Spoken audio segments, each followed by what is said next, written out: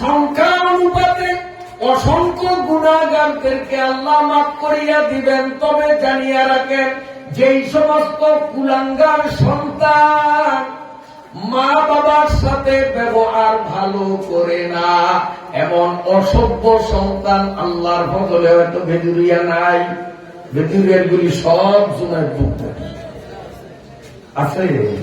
ভালো করিয়া শুনো যুবক বাবারা, রাসূলুল্লাহ সাল্লাল্লাহু আলাইহি ওয়াসাল্লামের ঘোষণা, যেই সন্তানগুলো মা বাবার সাথে বেয়াদবি করে, মা বাবার মনে দুঃখ দেয়, মা বাবার সাথে ব্যবহার ভালো করে না, এই নাফরমান সন্তানগুলোর কপালে শবে বরাত নাই। সারা রাত্রেও সজাগ থাকিয়া যত ইবাদত বন্দেগী করো, আল্লাহর দরবারে তিল পরিমাণ পৌঁছাবে না। শবে বরাতের বরকত থেকে ওই বেয়াদব সন্তানগুলো বঞ্চিত। সবাই বলি নাউযুবিল্লাহ। তাহলে শবে বরাত আসার আগেই মা বাবার সাথে সম্পর্ক ভালো করা দরকার আছে নিরে বাবারা। এখন থেকেই প্রস্তুতি নেওয়া, যদি শবে বরাত পাইতে চাও। নম্বর 1। নাম্বার 2, ওই সমস্ত মানুষের কপালে শবে বরাত নাই। এই ওরা একটু কল্যাণ করে দেন না, আপনারা ডিস্টার্ব করেন না, আমি কিন্তু দেখি তোরাই কয়ে দেয় যা কর, শুরু থেকে আমি দেখে আসছি মাইখানে। আল্লাহ, বাস আর করবো না, আর করবো না, ওরা বুঝতে আসবে না, আর করবি একদম শুধু আমার দিকে শেয়ার করবি। 2 নম্বর, 1 নম্বর তো বুঝলেন, মা বাবার নাফরমান সন্তান 1 নম্বর। 2 নম্বরে ওই মানুষ যারা হিংসা করে, একজনের উন্নতি দেখলেই হিংসা করে। অমুকের মায়াটা এমন ভালো জায়গায় বিয়ে হইব না, এটা সহ্য করা যায় না। এখন মায়া দেখার জন্য ছেলে পক্ষ আসছে, ওই বাড়িতে ঢোকার আগেই উৎপাইতে আছে, আগে আপনারা মায়া নিয়ে সম্বন্ধ করতে চান, জানেন ওই 3 দিন আগে ও পরকিয়া পরপুরুষের সাথে করিয়া চিটাগাং ছিল, আজকদিন ওইখান থেকে ধরিয়ে আনছি মাত্র আজকে। আসলে ঢা মিথ্যা কথা, এরকম সমাজে আছে না নাই? আছে না নাই? এইটার একটা হিংসা। আরেকজনের মাইয়া এত ভালো জায়গায় বিয়ে হবে, আমার মাইয়া ভালো জায়গায় দিতে পারি নাই, আর প্রতিবেশী মাইয়া ভালো জায়গায় কেমন আমি দিতে পারি না, আশা মিশা বাস কথা চলে, এটির একটাই হিংসু। এই হিংসুক গোষ্ঠীদের কপালেও শবে বরাত নাই। 3 নম্বর, ওই সমস্ত মানুষ যারা লুঙ্গি, পায়জামা, ফুল প্যান্ট টাকনুগিরার নিচে পড়ে। এই যে টাকনুগিরা, এই টাকনুগিরার নিচে যারা পড়ে, সাধারণত ফুল প্যান্ট যারা পড়ে 100-তে 100 জনের ফুল প্যান্ট টাকনুগিরার নিচে ঝোলে না, মিথ্যা বলছি আমি? এবং ওই মানুষগুলো লুঙ্গি যখন পরে, লুঙ্গিও তাদের এভাবে টাকনুগিরার নিচে, রাস্তার কুত্তার গু সব বিনা পয়সায় সাফ করে। এটা বলে ভদ্রতা। হ্যাঁ, 1000 টাকার লুঙ্গি পরলো, আর এই লুঙ্গি দিয়ে ব্যাংকের বিনা পয়সায় ঝাড়ু দিল। ওর মতো পাগল আল্লাহর জগতে হয় না, ওর ভাবনা পালন দরকার। টাকনুগিরার নিচে কাপড় পরা হারাম। লুঙ্গি, পায়জামা, ফুল প্যান্ট টাকনুগিরার নিচে যারা পড়বে, এই কুঅভ্যাস থেকে তওবা যদি না করে, এমন ব্যক্তি শবে বরাতে সারা রাত ইবাদত করলেও 3 পরিমাণ ইবাদত আল্লাহর দরবারে পৌঁছাবে না, সম্পূর্ণ শবে বরাত থেকে বঞ্চিত। অতএব যারা টাকনুগিরার নিচে কাপড় পরতে অভ্যস্ত, আমরা এখন থেকেই শুধরিয়ে যাব। ফুলটা প্যান্ট দর্জির কাছে নিয়ে 3 ইঞ্চি কমাইয়া দেব। লুঙ্গিটারে একটু সামলাইয়া পরবো, যাতে টাকনুগিরার নিচে না যায়। পায়জামা যদি বড় হইয়া থাকে, দর্জির কাছে 5 টাকা দিয়া আমরা 3 ইঞ্চি 2.5 ইঞ্চি কমাইয়া দিব যদি সবে বরাত পাইতে চাই। মনে থাকবে? বিরক্ত হননি আপনারা? এগুলি জানার দরকার, জানার দরকার। কয়জন গেল? 3 জন। এবার 4 নম্বর, যারা মদ, গাঁজা, আফিম, ডাইল, ইয়াবা, বাবা, মুরব্বী আমার দিকে চাইছে তৈরি করে কিনবে, এদিকে নুন দিয়া খায় না মরিচ দিয়া খায়। আপনারা জানেন না, জানুন দরকার নাই, জাগরে করেছি এরা কিন্তু ঠিক পাইছে। এই ধরনের নেশাদার দ্রব্য পানে অভ্যস্ত যারা, যতক্ষণ না তারা এই কাম থেকে তওবা না করবে, সবে বরাত আসার আগেই তওবা করতে হবে। আমি মদ খাবো না, গাঁজা খাবো না, ইয়াবা খাবো না, ডাইল খাবো। ডাইল মানে আবার মশুরির ডাইল না, এটা ভিন্ন ডাইল। আপনাকে বোঝার দরকার নেই, যাকে বোঝার দরকার এরা বুদ্ধি আসে। এগুলি এখন থেকেই ছাড়তে হবে যদি তুমি সবে বরাত পাইতে চাও। কয়জন গেল? 5 জন।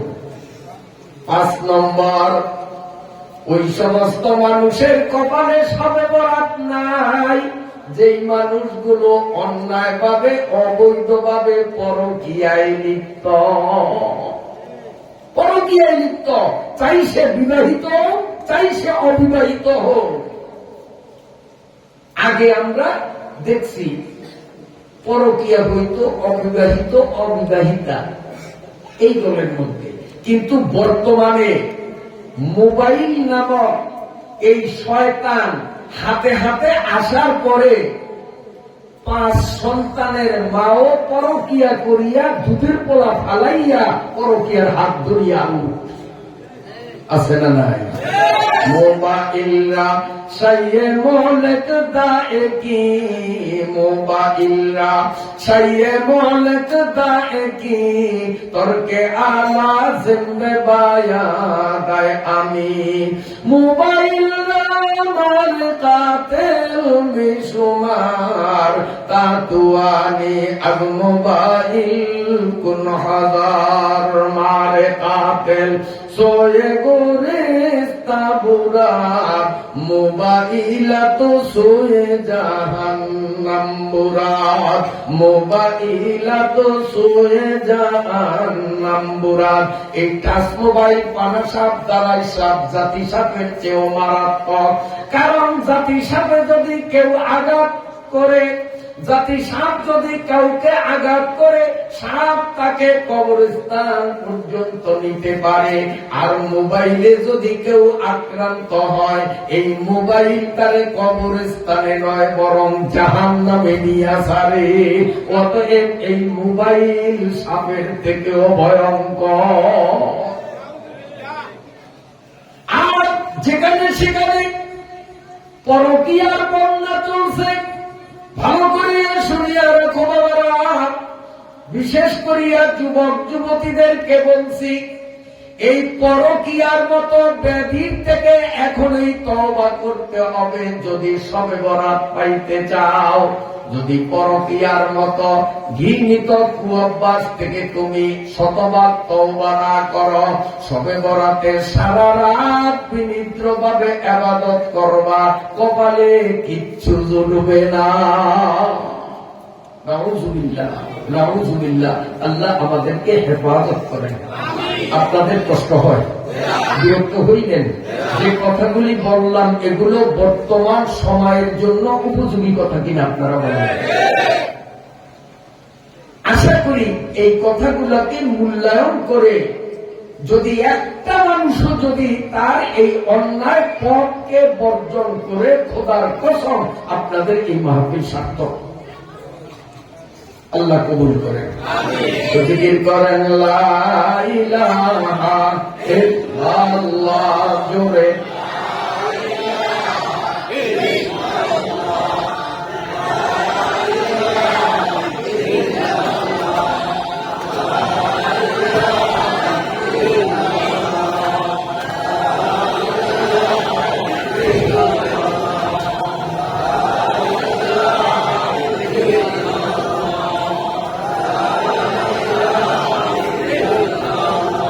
লা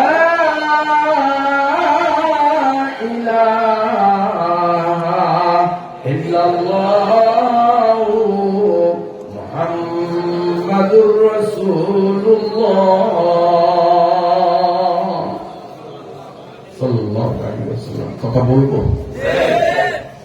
21 নম্বর পারার 1 নম্বর আয়াতে ছিলাম আমরা, মনে আছে তো?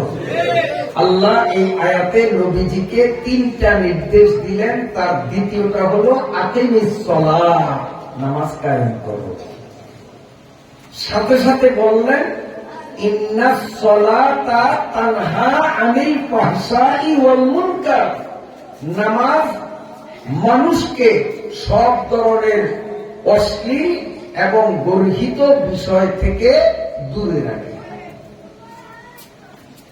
এখন প্রশ্ন হলো, আমরা বাস্তবে দেখি বহু মানুষ নামাজ পড়ে আজানের আগে মসজিদে যায়, তাহাজ্জুদ পর্যন্ত পড়ে, আলু আমিনের সাথে করে নামাজ পড়তে পড়তে কপালে দাগও পড়ছে, তারপরেও আকাম কুকাম সমাজে মোটামুটি কম করে না, এমন মুসল্লি আসেনি।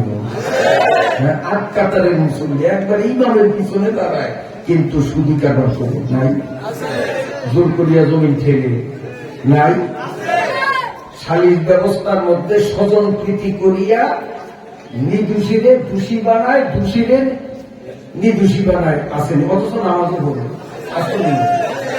তো আল্লাহ বলেন নামাজ নামাজিকে সমস্ত খারাপ থেকে ফিরায়, আর আমরা বাস্তবে দেখি নামাজও পড়ে আকামও করে। আল্লাহর কথাটা তো ভুল। আল্লাহ মনে হয় এই জায়গায় একটু ভুলিয়া গেছিল, ঘুমাইছিল। আল্লাহ এই জন্য ভুলে ভুলিয়া দিছে ইন্না সালাতা তানহা আনিল ফাহশাই ওয়াল মুনকার। আল্লাহ ভুল করছে? আল্লাহ ঘুমায়? লা তাকুযুহু সিনাতুন ওয়ালা নাওম। 1 সেকেন্ডের জন্য ঘুমায় না, 1 সেকেন্ডের জন্য। একদিন মুসা আলাইহিস সালাম জিজ্ঞাসা করে, আল্লাহ আপনি ঘুমান না, ঘুম যে কি মজা আপনি কি বুঝবেন? একদিন যদি ঘুমাইতেন তো বুঝতেন যে ঘুমটা কত সার। আল্লাহকে মুসা আমি কেন ঘুমাই না, এইটার উত্তর তোমারে একটু পরে দিব, যদি তুমি একটা কাজ করতে পারো তো উত্তর দেব, নইলে না।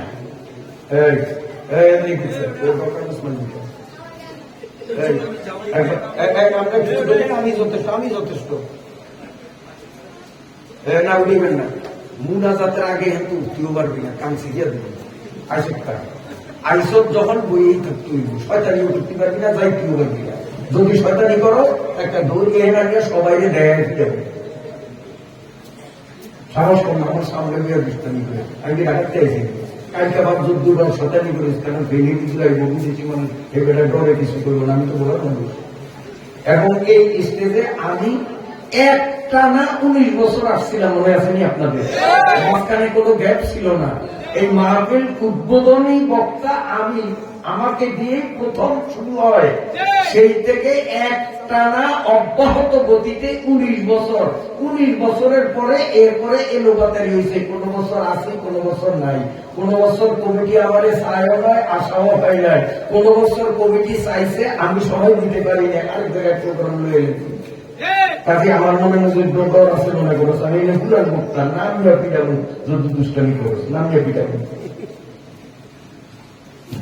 সরকারি কাজ করবি সব জমেরা, কারণ একটু বিদেশি ডরে কিছু করবো না। সাইজ আইসু করবো, কালকে যেন হুজুরের ডিস্টার্ব না হয়, ঠিক আছে না? কালকার জন্য আজকে সব পরিষ্কার করিয়া দেব।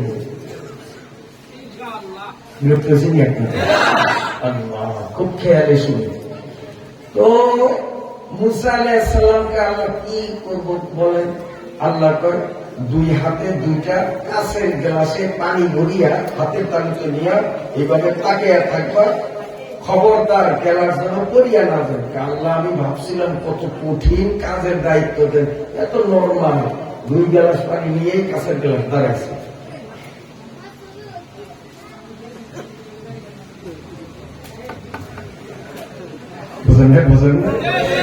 আল্লাহ ওনার চোখে ঘুম দিছে, খেলায় কাঁচের গেলার হাত থেকে পড়িয়া বোনটা টুকরা টুকরা।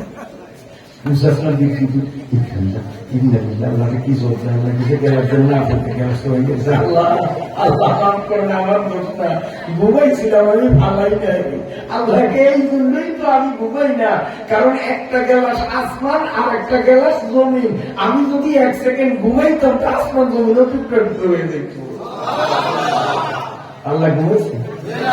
আল্লাহ কি ঘুমেই কথা বলছে? হ্যাঁ, তাহলে আল্লাহর কথা বাস্তবতা কোথায়? বাস্তবতা হলো রাসূলুল্লাহ সাল্লাল্লাহু আলাইহি ওয়াসাল্লাম বলেন, মান লা তানহা সালাতুহু আনিল ফাহশাই ওয়াল মুনকার ফালা সালাতা লাহু।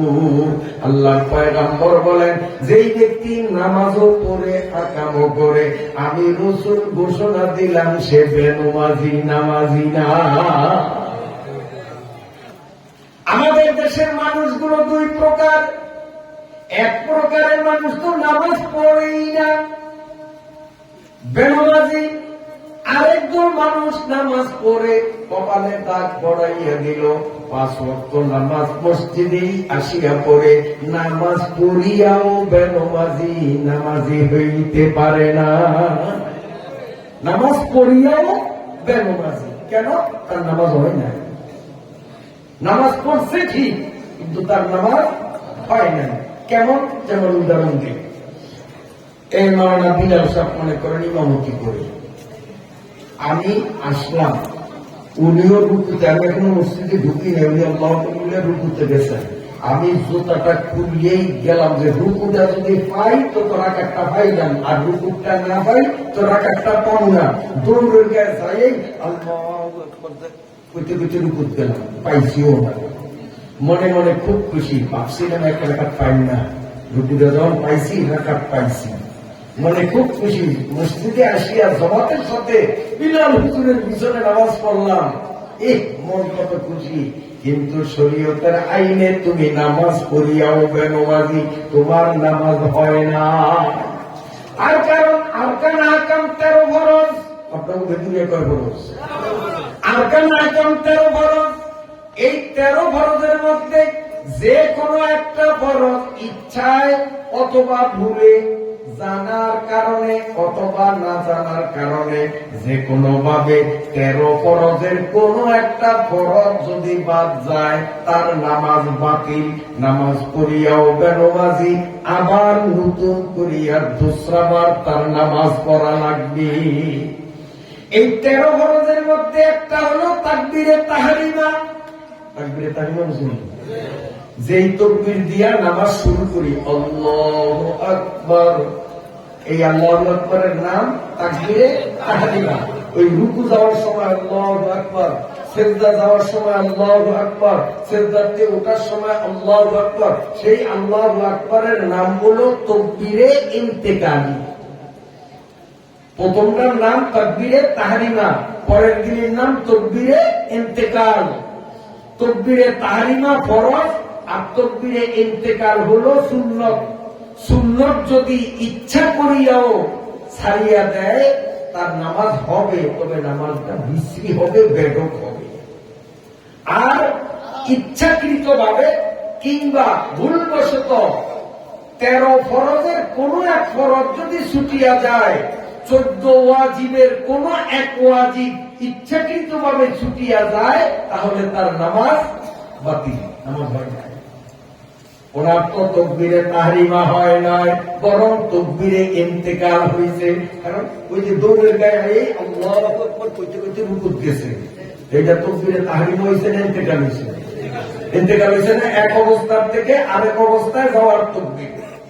তো ওনার তাকবীরে তাহরিমা কি?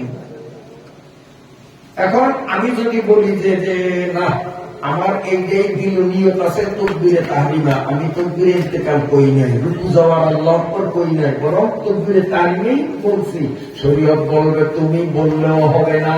তার কারণ তাকবীরে তাহরিমা শুদ্ধ হওয়ার জন্য শর্ত হলো স্থিরভাবে দাঁড়াইতে হবে, যখন স্থির ভাবে দাঁড়াবো, এরপরে দাঁড়ানো অবস্থায় স্থির ভাবে আল্লাহু আকবার বলবো, তাহলে তাকবীরে তাহরিমা হবে।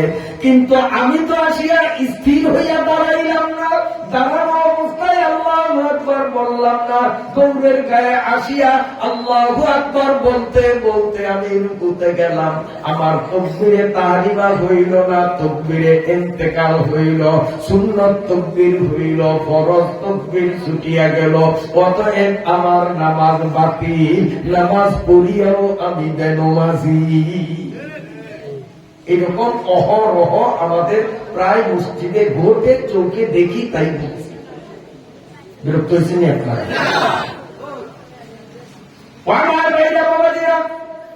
আরকান আহকাম 13 ফরজের মধ্যে এক ফরজ হলো কেরাত পড়া। আমার দিকে তাকান, ফরজ নামাজের সময় তার বলতে পারি না, ওই সুন্নত নামাজ মুসল্লিরা যখন পড়ে তখন একটু দেখি। আমার দিকে তাকান, একবার আমার দিকে নামাজ পড়তেছে, আমার ঠোঁটের দিকে চাই, ঠোঁট লড়ে লড়ে, অনেকে নামাজ পড়ে ঠোঁট লড়তে দিন, কতক্ষণ ভরে মুক্তি ও বন্ধু। আরকান আহকাম 13 ফরজের মধ্যে এক ফরজ হলো কেরাত পড়া। তোমার যে ঠোঁট নড়ল না, জিহ্বা নড়ল না, আওয়াজ হইল না, তোমার তো কেরাত পড়া হয় নাই। যদি বলো হুজুর ঠোঁট না নড়লে কি হবে, আমি তো এইভাবে চুপ থাকলে আলহামদু থেকে আমিন পর্যন্ত কল্পনা করছি, এরপরে আলাম তারা কল্পনা করছি, তারপরে আমি সিজদায় গেছি, মনে মনে করছি। ওরে মনে মনে পড়াকে বলে কল্পনা, আর জিহ্বা আর ঠোঁট নাড়িয়া আওয়াজ হয় পরিমাণ পড়াকে বলা হয় পড়া। নামাজের মধ্যে কেরাত কল্পনা ফরজ না, বরং নামাজের মধ্যে কেরাত ফরজ। বহু মুসল্লিরা দেখছি কেরাত পড়ে না, শুধু দাঁড়াইয়া দাঁড়াইয়া কল্পনা করে কেরাত পড়া ফরজ। এই ফরজ ছুটিয়া যাওয়ার কারণে নামাজ পড়িয়াও বেনমাজি, তার নামাজ হয় না। এজন্য কল্পনা করব না পড়বো? পড়বো। পড়া কারে কয়? ঠোঁট দুইটা নড়বে, জিহ্বা নড়বে, ফেস ফেস আওয়াজ এতটুকু হবে যেন আমার মুখের আওয়াজটা আমার নিজ কানে শুনতে পারি। আবার এত জোরে যেন না হয় যে আমার আওয়াজে পার্শ্ববর্তী মুসল্লি নামাজে ব্যাঘাত করতে, এত জোরেও না। এরকম যদি বলি তো পাশের নামাজের সমস্যা হইব না হইব, এরকমও পড়া যাবে না।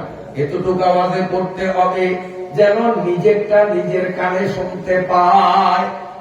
জিহ্বাও নড়ল না, ঠোঁটও নড়ল না, অথবা নড়ল বটে আওয়াজ হইল না, অথবা আওয়াজও হইছে কিন্তু সেই আওয়াজ নিজের কানে পৌঁছাইল না, তার কেরাত পড়া হইল না।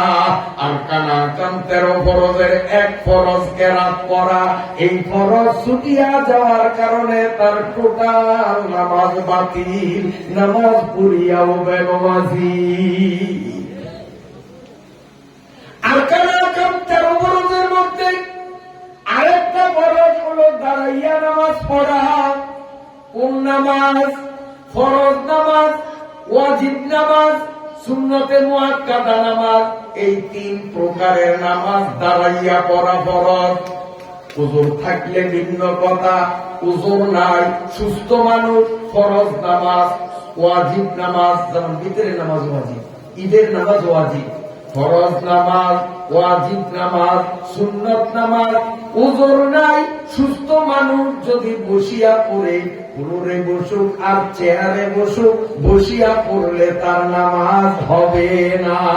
আমাদের দেশে বহু মানুষ দেখি বিলহাল সরল, কোদাল দিয়া মাটিও কাটে, আবার বিড়াই তৈয়া মাটির পুরাও টানে, কিন্তু মসজিদে যাইয়া এসে আর এক কান ফাতিয়া বসে। নাই মনে হয় এটা হলো ফ্যাশনের নামাজ। ফ্যাশনের নামাজ এটা নামাজ না, এটা ফ্যাশন।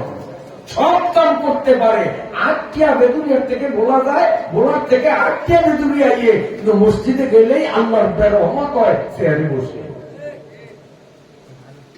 দাদা বুঝছেন আপনার? ও ভাইরা, চেয়ারে সবাই বসতে পারবে না।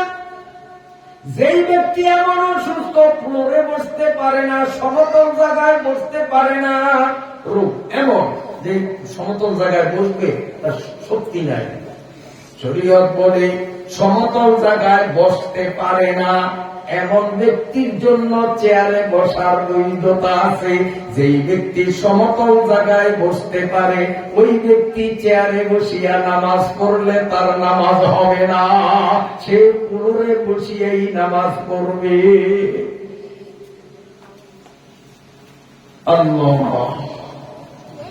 এখন কোন ব্যক্তি, এগুলি আমাদের সমাজে অভাব আছে জানার, বলবো অসুস্থ। কেমন অসুস্থ? দাঁড়াইয়া নামাজ পড়তে পারে না, তাই না কুল্লা দিয়া পড়লে, ছোট্ট ছোট্ট সুরা দিয়া পড়লে উনি দাঁড়াইয়া পড়তে পারে। কিন্তু ইমাম সাহেব আরো আমার সুরা লইছে, 15 মিনিট কেরাত পড়বো, এই বেটায় এতক্ষণ দাঁড়িয়ে থাকতে পারে না, মাজায় মানে না, আর মাজায় সমস্যা। ছোট্ট ছোট্ট সুরা দিয়ে যদি নামাজ পড়ে তো উনি দাঁড়িয়েই নামাজ পড়তে পারে। কিন্তু লম্বা কেরাত যদি ইমাম নেয় তো দাঁড়াইতে পারে না, অতক্ষণ দাঁড়াইলে সে পড়িয়া যাবে, মাথা ফাটবে। এমন মানুষ বাড়ির থেকে হাঁটিয়া আসিয়া ফ্লোরে অথবা চেয়ারে বসিয়া জামাতে নামাজ পড়লো, তার নামাজ হবে না, নামাজ পড়িয়াও বেনমাজি। শরীয়তের মাসআলা হলো মসজিদে আসিয়া জামাত করা হলো সুন্নাত, আর ফরজ ওয়াজিব সুন্নাত 3 প্রজাতের নামাজ দাঁড়াইয়া পড়া হলো ফরজ। তুমি ইন্না তাইনা কুল হুয়াল্লাহর মতো ছোট্ট সূরা পরিমাণ দাঁড়াইতে যখন সক্ষম, তুমি নিজের বাড়িতে একা একা ছোট্ট সূরা দিয়া দাঁড়াইয়া নামাজ পড়ো। জামাত ধরার আশায় মসজিদে আসিয়া বসিয়া নামাজ পড়বা, তোমার নামাজ হবে না। তার জন্য জমাত তরক করলে তার গুনাহ হবে না, সে বাড়িতেই পড়বে, দাঁড়াইয়া পড়বে, যতক্ষণ সে পারে ছোট্ট ছোট্ট কেরাত দিয়ে নামাজ পড়বে। ও আমার ভাইরা বাবাজিরা, এই আরকান 13 ফরজের মধ্যে এক ফরজ হলো কেবলার দিকে মুখ করিয়া নামাজ পড়া, পশ্চিম দিকে গিয়ে। এখন কেবলামুখী কারে কয়? এই সমস্যাটা লঞ্চ যুগে যখন আমরা যাতায়াত করি, সমস্যা আমি নিজের চোখে দেখছি, বলবো নি? বলবো। বহু মুসল্লিদেরকে নামাজ পড়িয়াও বেনমাজি। কাজী এই বেনমাজিরে কে অশ্লীলতা থেকে ফিরাবে, কে গর্হিত কাজ থেকে ফিরাবে, তার তো নামাজ নাই। পালা চলা তালাকু, নামাজ পড়িয়াও সে বেনমাজি, তার তো নামাজ নাই। তার সুদের থেকে কে ফিরেবে, তার তো নামাজ হয় না। কেমনে? আমার দিকে তাকান। লঞ্চে যায় অনেক মানুষকে দেখছি, বাস যেমনে মন চায় লঞ্চ যাইতেছে পূর্ব দিকে, কিন্তু উনি মনে করছে যে লঞ্চ মনে হয় উত্তর দিকে যায়, বাস একদিকে কেবলা মনে করি উনি আন্দাজে খাইয়ে গেছে, কেউ জিগেইলেও না, শুনাইলেও না। এখন লঞ্চে দেখি কেউ এদিক ফিরিয়া নামাজ পড়ে, কেউ এদিক ফিরিয়া বলে, কেউ ওদিক ফিরিয়া বলে। আমি নিজে দেখছি একই লঞ্চে একই টাইমে নানান জন নানান দিকে মুখ করিয়া নামাজ পড়ে। শরীয়তের মাসআলা, মানুষ যদি এমন জায়গায় হয় কেবলা পশ্চিম কোন দিকে নিজে বিবেক দিয়া বলতে পারে না, কারো কাছে জিজ্ঞাসা করিয়া জানিয়া নিবে পশ্চিম কোন দিকে, এমন সুযোগও নাই, কোন মানুষজন নেই। এমন যদি হয়, শরীয়ত বলে তুমি নিজের মন দিয়া একটু চিন্তা করো কোনটা পশ্চিম হইতে পারে। তোমার মন চিন্তা করিয়া যেই দিকটাকে পশ্চিম বলিয়া সাব্যস্ত করবে, সেটা বাস্তবে পশ্চিম হইলে হোক না হইলে না হোক, ওই দিকে মুখ করিয়া তুমি নামাজ শুরু করে দাও। চলন্ত নামাজের মধ্যে যদি তুমি জানতে পারো, আহা আমি তো উত্তর দিকে ফিরিয়া নামাজ পড়ি, নামাজের মধ্যেই জানলাম। কেমনে জানলাম? পাশের থেকেও বেড়া উত্তর দিকে ফিরিয়া নামাজ পড়ি, তাহলে আমি জানছি না যে বসছে হইয়া। অথবা পোলাপাইনে কম্পাসের টাইনে আমার সামনে রাখছে, মুখে কিচ্ছু কয় না, কম্পাসের উপরে নজর পড়ছে, আমি দেখি যে একবারে কম্পাসের কাটা বরাবর আমি উত্তর দিকে নামাজ পড়ি, জানছি না। শরীয়ত বলে মনে চিন্তা করিয়া যে কোনো একটা দিককে কেবলা নিরূপণ করিয়া ওই দিকে মুখ করিয়া তুমি নামাজ শুরু করে দাও। সালাম ফিরানোর আগে আগে যদি তুমি কোনোভাবে জানতে পারো পশ্চিম এইটা না পশ্চিম ওইটা, জানার পরে 1 সেকেন্ড তুমি দেরি করবা না, অমনি কেবলার দিকে ঘুরিয়া যাইবা। তোমার সোজদাও লাগবে না, অটোমেটিক তোমার নামাজ সহি হয়ে যাবে। নামাজের মধ্যে যদি জানি ঘুরিয়া যাব, কিন্তু নামাজের মধ্যে জানতে পারি নাই, নামাজের সালাম ফিরাইয়া আমি উত্তর দিকে নামাজ পড়লাম, মনে মনে এটাকে পশ্চিম ভাবছিলাম, তাই এই দিকে মুখ করিয়া নামাজ পড়লাম। নামাজের সালাম ফিরাইয়া তসবিহ পড়তেছি, হঠাৎ একজন আসলো, আসিয়া বলল, হুজুর নামাজ কোন দিক ফিরিয়া পড়ছেন? কারণ আমার যায় নামাজ এদিক দিচ্ছেন, আমিও সেই দিক বসা। হুজুর নামাজ কে দিক পড়ছে? জি। হ্যাঁ হ্যাঁ, নামাজ তো হয় নাই, এটা তো পশ্চিম, এটা উত্তর দিক, পশ্চিম হলো এইটা। শরীয়ত বলে সালাম ফিরানোর আগে যদি জানতা নামাজের মধ্যেই ঘুরিয়া যাইতা, সালাম ফিরানোর পরে যখন জানছ তোমার ওই নামাজ হইয়া গেছে, ওটা পুনরায় আর পড়া লাগবে না, ওই নামাজ তোমার হইয়া গেছে। এখন সুন্নাত ওয়াজিব যেসব নামাজ পড়বা সঠিক কিবলার দিকে পড়ো, উত্তর দিক ফিরিয়া যেই নামাজ পড়ছ এই নামাজ তোমার দোহরানো লাগবে না, হইয়া গেছে। এবার আসেন, লঞ্চের মধ্যে আমরা ঢাকা যাচ্ছি, এখন লঞ্চের মধ্যে যদি আমি নিজের বিবেক দিয়ে আসমানের দিকে তাকাইয়া, নদীর এপারে ওপারে তাকাইয়া চিন্তা করিয়া দিক পশ্চিম দিক মনে মনে ঠিক করলে চলবে না। তার কারণ এই লঞ্চের মধ্যে বহু মানুষ যাদের পকেটে পকেটে কম্পাস আছে, আজকাল টাচ মোবাইল, সব টাচ মোবাইলের মধ্যেই কম্পাস আছে, হাজারো মানুষের পকেটে কম্পাস আছে। আবার লঞ্চের চালক যারা সুতানি লঞ্চ কর্তৃপক্ষ, ওরা নিয়মিত ঢাকা বলায় যাতায়াত করে নদীতে, ওরা বলতে পারবে এখন লঞ্চ কোন দিকে যায়। আমি নতুন, এই জন্য আমি ঠিক পাই না, ও তো রেগুলার সকাল বিকাল আসে, সে বলতে পারে না। কাজী সেখানে মনে মনে চিন্তা করলে কাম হবে না, সেখানে হয়তো বা লঞ্চ কর্তৃপক্ষের কাছে যাইতে হবে, অথবা কম্পাসওয়ালা একজনের কাছে যাইয়া অনুরোধ করতে হবে, ভাইজান আমি নামাজ পড়ব, আপনার কম্পাসটা ধরেন তো পশ্চিম কোন দিকে। এইভাবে তাকিদ করিয়া কেবলা ঠিক না করিয়া মনের উপর ভরসা করিয়া নামাজ পড়লে নামাজ পড়িয়াও বেনমাজি। লঞ্চে দেখছি না নিজের কাছে কম্পাস আছে, না কম্পাসওয়ালার কাছে যায়, না লঞ্চের শ্রেণীর কাছে যায়, বরং নিজে তারা একটু চিন্তা করে পশ্চিম কোনটা হইতে পারে, বাস একটা দিকের পশ্চিম দিক করিয়া। এখন বাস্তবেও যদি সেইটা পশ্চিম হয়, তারপরও তার নামাজ হবে না। কারো সাহায্য না নিয়া মনে মনে চিন্তা করছে পশ্চিম কোনটা হইতে পারে, তো মন করে যে এই পশ্চিম, বাস এইদিকে নিয়োগ করলো, আল্লাহু আকবার, বাস্তবতার সাথে মিলছে, তারপরেও তার নামাজ হয় নাই, এই নামাজ আবার পড়তে হবে, আবার পড়তে হবে। তার কারণ সে নামাজ শুরু করার আগে কেন কম্পাসওয়ালার কাছে গেল না, কেন লঞ্চ কর্তৃপক্ষের কাছে গেল না, এজন্য তার নামাজ হয় নাই। ঢাকা যাতায়াতের লঞ্চে 99.99 জন মুসল্লির নামাজ হয় না। বিরক্ত হন আমার কথা, এগুলি জানার দরকার আছে। নিয়ে আসেন এইবার এইটা লঞ্চ, আমি এখানে দাঁড়াইলাম, পশ্চিম দিকে ঠিক করিয়া নামাজ পড়তেছি, কিন্তু লঞ্চ আস্তে আস্তে ঘুরতে লাগলো। ঘুরে না লঞ্চ এইভাবে ঘুরতেছে, ভালো করিয়া শোনেন। আমি তখন লক্ষ্য করব লঞ্চ যখন এই দিকে ডান দিকে ঘুরে, আমি নামাজি উল্টো দিকে ঘুরব, যাতে আমার পশ্চিম ঠিক থাকে। কিন্তু দেখা যায় লঞ্চ একবার ডাইনে ঘুরে, একবার বামে ঘুরে, অথচ লঞ্চের মুসল্লিরা ওই যে নামাজ শুরু করছে, লঞ্চ ঘুরলেও উনি কিন্তু ঘুরে না, অতএব তার নামাজ হয় না।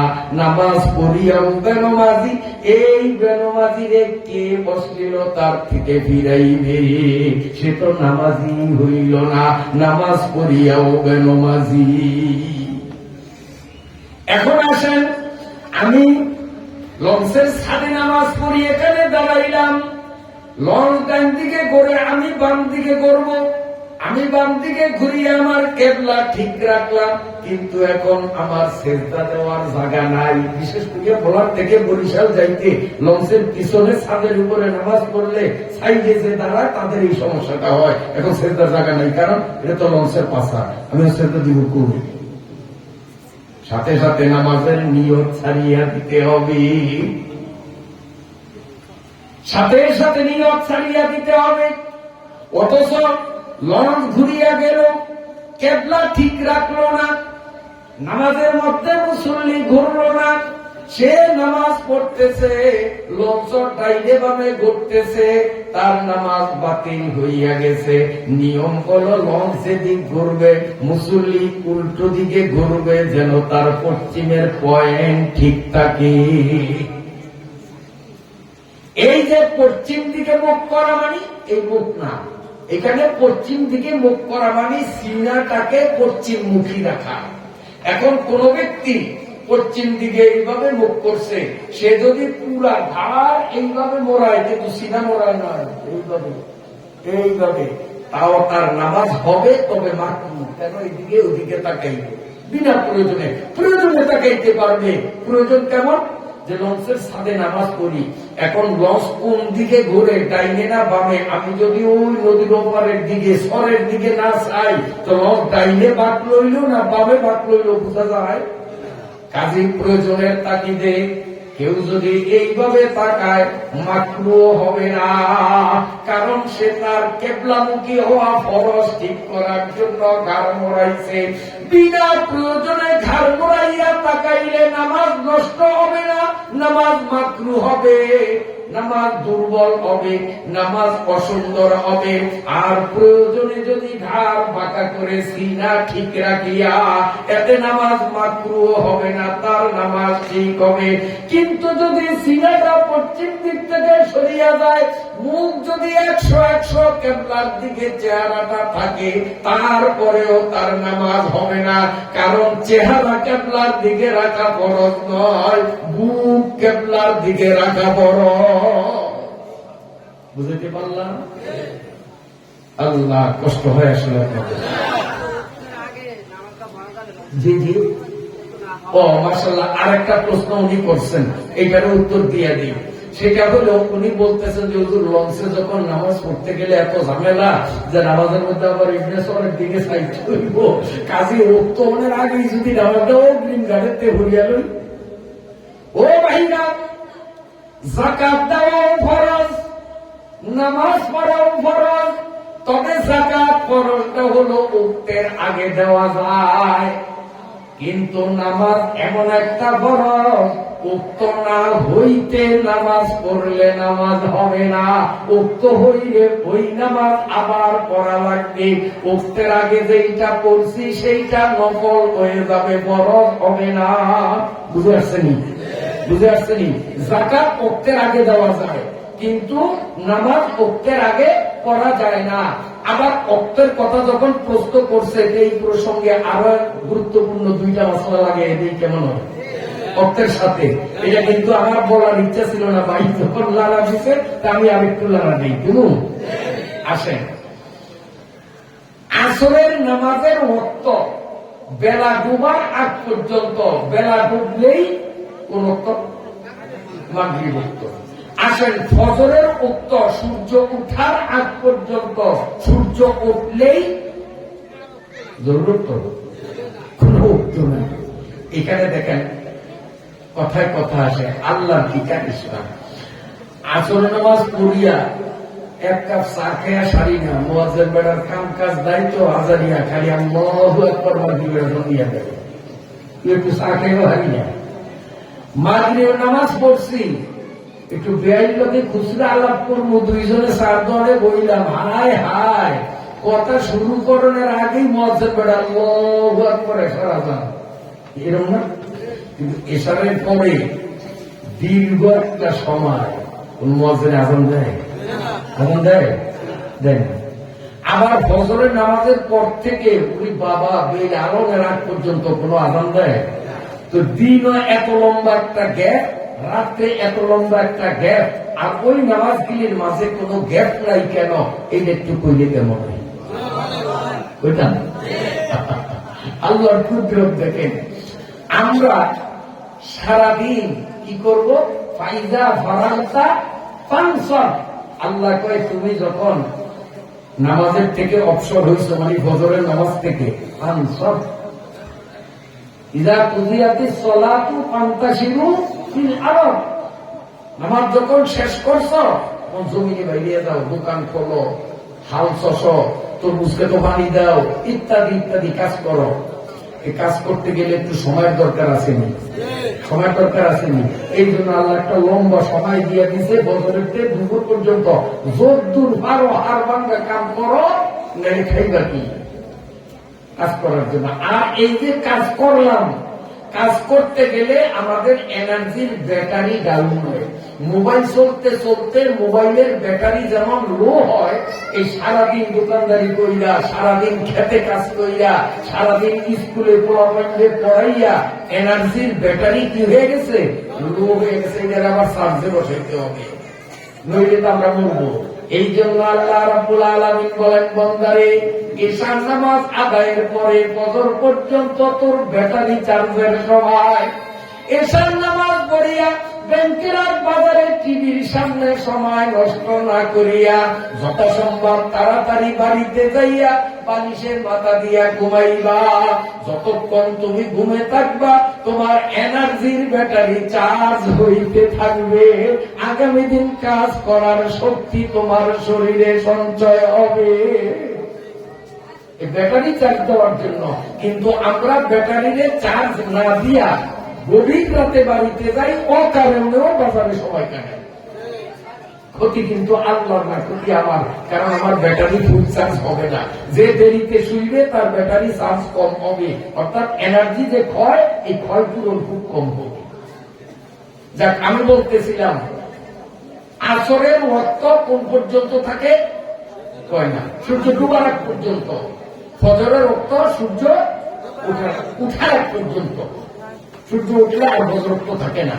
এখন প্লেস এক জায়গায় কেমন, আপনি ঘুমে আসছিলেন, কথা কথা ঘুমেতে উঠিয়া দেখা যায় হায় হায় 3 মিনিট আছে সময়, পেশাবেরও চাপ না করিয়া পারেন না, নদী কাপড় নষ্ট হবে। দৌড়িয়া তাড়াহুড়া করে পেশাব করলেন, করিয়া উজু করলেন, উজু করিয়া এখন দেখতেছেন যে হায় হায় সময় আছে 1/2 মিনিট, এরপরে বেলা ডুববে। গড়িটাকে দেখলেন 1/2 মিনিট, এরপরে কি বেলা ডুববে, আসর তো থাকবে না। শরীয়ত বলে আল্লাহু আকবার, তাকবীরে তাহরিমা বলার মতো সময় যদি তোমার ঘড়িতে থাকে, আসরের নামাজ কাজা করতে পারবা না। আল্লাহু আকবার বলিয়া আসরের নামাজ শুরু করো, বেলা ডুবে ডুবুক, তুমি নামাজ পুরো এটাই শেষ করো, তোমার নামাজ আদায় হবে, এটা কাজা হবে না। এটা উত্তম বুদ্ধি হবে। কিন্তু ফজরেরটা ব্যতিক্রম। ফজরের টাইমে দেখলাম আল্লাহু আকবার বলতে পারবো, তারপরে সূর্য উঠে যাবে। শরীয়ত বলে ফজরের নামাজ আরম্ভ করিও না, বরং তুমি বসিয়া বসিয়া অপেক্ষা করো সূর্য যখন গাছের উপরে উঠবে, সূর্যের বয়স যখন আনুমানিক 23 মিনিট হবে, তখন তুমি ফজরের নামাজটা কাজা করো। ঠিক আছে তো, বুঝতে পারলাম? আচ্ছা, তা আমরা কোন কথায় ছিলাম, যে বহু মানুষ নামাজ পড়িয়াও বেনমাজি। বুঝাইতে পারছেনি আপনাদের? আরেকটু বলি, নামাজ পড়িয়াও যে বেনমাজি, যার কারণে আমাদের নামাজ আমাদেরকে খারাপ থেকে ফিরায় না। এটা আরো একটু উদাহরণ শোনেন। নামাজের মধ্যে সতর ঢাকা ফরজ কিনা? কথা কন, সতর ঢাকা ফরজ। এখন সতর কারে কয়? পুরুষের সতর হলো নাভি থেকে নিয়ে হাঁটুর নিচ পর্যন্ত, এটাকে বলে সতর। আর মহিলাদের চেহারা বা দুই হাতের এই কবজি সহ এই অংশ বা দুই পা টাকনু বিরাট থেকে নিচের দিকে এই অংশ বা পা, হাত আর মুখমণ্ডল, এটা সতরের আওতায় নয়।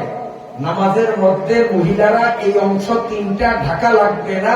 ইহা সারা মাথার চুল থেকে নিয়ে টাকনু বিরার উপর পর্যন্ত পুরা শরীর ঢাকিয়া রাখা খরচ। এই জন্য আমার মায়েরা ফিনফিনে পাতলা শাড়ি পরিয়া নামাজ পড়লেন। ওই শাড়ি পরলে শাড়ির উপর থেকে আপনার শরীর দেখা যায়। এমন কাপড় পরিয়া নামাজ পড়লে নামাজ হবে না, 17 টাকা ফরজ আদায় হয় না। আমার ভাইরা বাবাজিরা, কেউ যদি এমন পাতলা লুঙ্গি পরে, পুরুষ মানুষ এমন পাতলা লুঙ্গি, কন্দামা লুঙ্গি, গামছা মার্কা লুঙ্গি দাঁড়াইছে মসজিদের দরজা বরাবর, উনি যখন ওই পাতলা লুঙ্গি পরা অবস্থায় রুকুতে যায়, বাইরের থেকে কেউ নজর দিলে তার পোস্টাবিশ পর্যন্ত দেখতে পায়, কারণ লুঙ্গি পাতলা। 17 টাকা ফরজ আদায় হয় নাই, নামাজ তার হবে না। এ মায়েরা কান খুলিয়া শুনো, তুমি মোটা কাপড় পরিয়া, মোটা সেলোয়ার, মোটা কামিজ, মোটা ওড়না দিয়েই তুমি নামাজ শুরু করলা। তুমি যখন আত্তাহিয়াত পড়তে বসছ, তোমার অবুঝ শিশু নাবালেগ বাচ্চা আসিয়া ওড়নাটা মাথার থেকে ফালাইয়া দিল, সম্ভব না অসম্ভব? ছোট বলা হয় থাকলে, কারণ ও তোর বুঝে না হয় নামাজ পড়ি, তোর বুদ্ধি হয় না। এ মায়েরা কান খুলিয়ে শুনো, তুমি নামাজ পড়তেছ, ধরে নাও তুমি আত্তাহিয়াতুর বৈঠকে তোমার অবুঝ শিশু আসিয়া টান দিয়া মাথার থেকে ওড়নাটা পালাইয়া দিল। সাথে সাথে এক হাতে তুমি যদি ওড়নাটা টানিয়া মাথাটা ঢাকতে পারো, এতে সুবহানাল্লাহ সুবহানাল্লাহ সুবহানাল্লাহ 3 বার বলতে যদ্দূর সময় লাগে তার কম সময়ে এক হাতে যদি ঢাকতে পারো, তোমার নামাজ ঠিক আছে।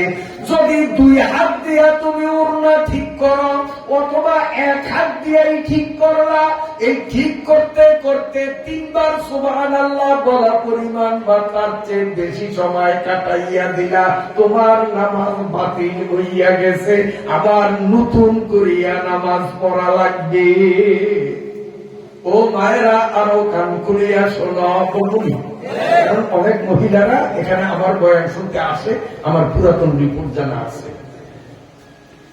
এ পর্দারের মায়েরা শোনো, তুমি নামাজ পড়তে বসছো, আত্তাহিয়াত পড়তেছ, কিংবা তুমি সিজদার মধ্যে আছো, তোমার দুধ খাওয়া বাচ্চা হাপুর করিয়া আসিয়া কল্লা দিয়া ঢুসাইয়া তোমার কামিজের নিচে অথবা শাড়ির তলে মাথা ঢুকাইয়া দুধের বোটায় মুখ লাগাইয়া যদি দুধ চোষণ আরম্ভ করে,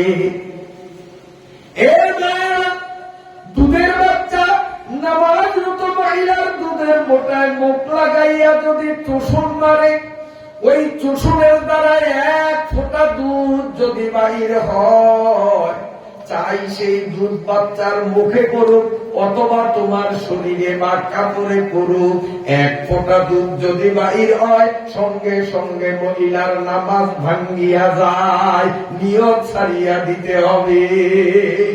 তবে ওযু ভাঙ্গে না, তোমার ওযুতে কোনো প্রভাব পড়বে না, নামাজ তোমার বাতিল হয়ে গেছে। উযু বহাল আছে, নিয়ত ছাড়িয়া দিয়া বাচ্চারে দুধ খাওয়াইয়া বাচ্চাকে হেফাজত করিয়া নতুন করিয়া নামাজ পড়া লাগবে। অথচ আমরা তথ্য নিয়ে জানছি বহু মহিলা নামাজ পড়ে ওই অবস্থায় বাচ্চাও দুধ খাইয়া পেট ভরে, বাচ্চা পেট করিয়া বলাইছে, আয় হায় নামাজের নিয়ত ছাড়াই নয়। এক ফোঁটা দুধ বাইর হওয়ার সাথে সাথে তার নামাজ অটোমেটিক ভেঙে যাবে, ওই নামাজ তার আর থাকবে না।